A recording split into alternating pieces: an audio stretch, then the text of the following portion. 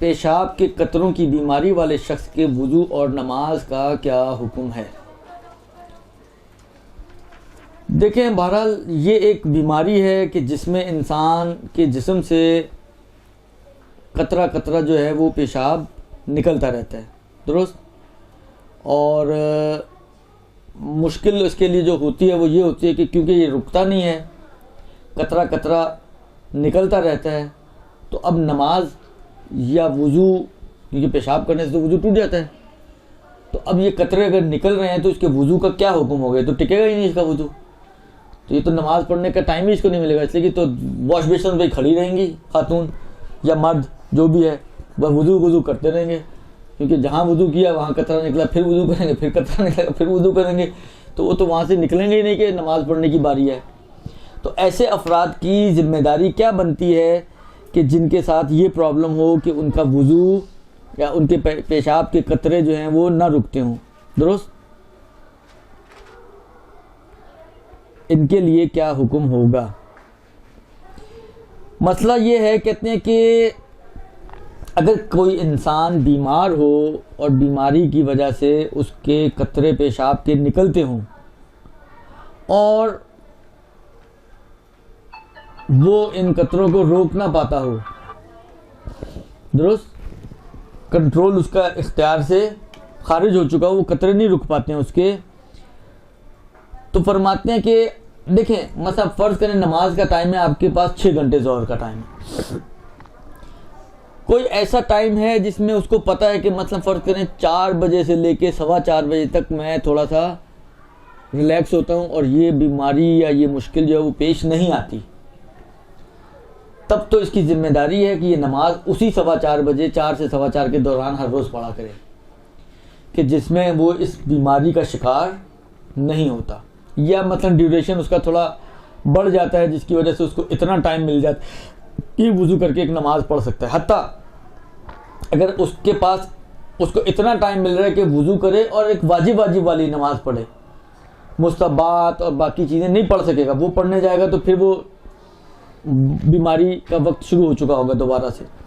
तो ज़रूरी है कि वो वाजिब वाली नमाज़ पढ़े, शॉर्ट नमाज़ पढ़े, वुज़ू करे और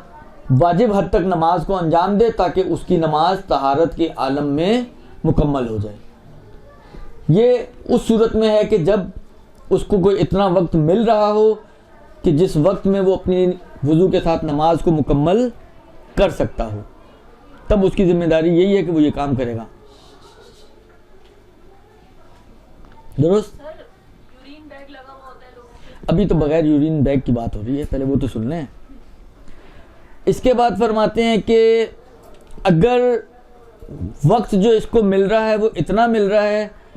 कि वो वुज़ू करके कुछ हिस्सा नमाज का, मतलब 2 रकत नमाज जो है या 1 रकत नमाज बगैर कतरों के पढ़ेगा, उसके बाद जब दूसरी या तीसरी रकत में दाखिल होगा तो वो कतरे दोबारा से स्टार्ट शुरू हो जाएंगे उसके बहने। अगर कोई ऐसी सूरत हाल हो, इसका इलाज है कोई हिजामत में, तो वो इनसे रुजू करें। अगर कोई ऐसी सूरत हाल हो कि इतनी मोहलत हो कि वुज़ू करके कुछ हिस्सा नमाज का वो वक्त में पढ़ सकता हो या पढ़ सकती हो, तो इसमें भी ज़रूरी है कि उसी वक्त वो नमाज को स्टार्ट करे। एहतियात की बिना पर ज़रूरी है कि वो उसी वक्त नमाज को स्टार्ट करे और फिर नमाज के दौरान जो कतरे निकलेंगे वो माफ़ हैं। नमाज के दौरान जो कतरे निकलेंगे वो फिर इसके लिए माफ़ हो जाएंगे और उन कतरों की वजह से इसके लिए ज़रूरी नहीं होगा कि ये दोबारा जाके वुज़ू करे।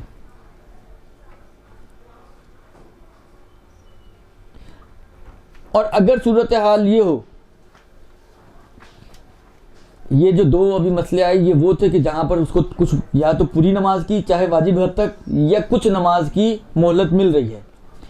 अगर सूरत हाल उसकी ये हो कि पूरे नमाज के वक्त में कोई वक्त ऐसा नहीं आएगा कि जिसमें ये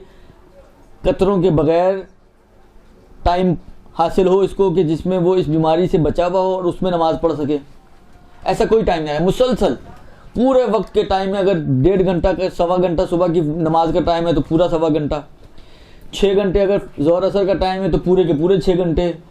इसी तरीके से फ़र्ज़ करें 5-6 घंटे अगर मगरिब इशा का टाइम है तो ये पूरे के पूरे 5-6 घंटे ऐसे हैं कि जिसमें कतरा कतरा कतरा उसका पेशाब निकलता रहता है और उसको ऐसी कोई मोहलत नहीं मिलती कि जिसमें वो इस बीमारी से अफाके में हो। तो कहते हैं कि वो एक वुज़ू करेगा और यही वुज़ू उसका उस वक्त तक चलता रहेगा जब तक कि अब ये जानबूझ के खुद से पेशाब ना करे या कोई और ऐसा काम जो वुज़ू बातिल करने वाला है अंजाम ना दे। दुरुस्त? मतलब फ़र्ज़ करें कि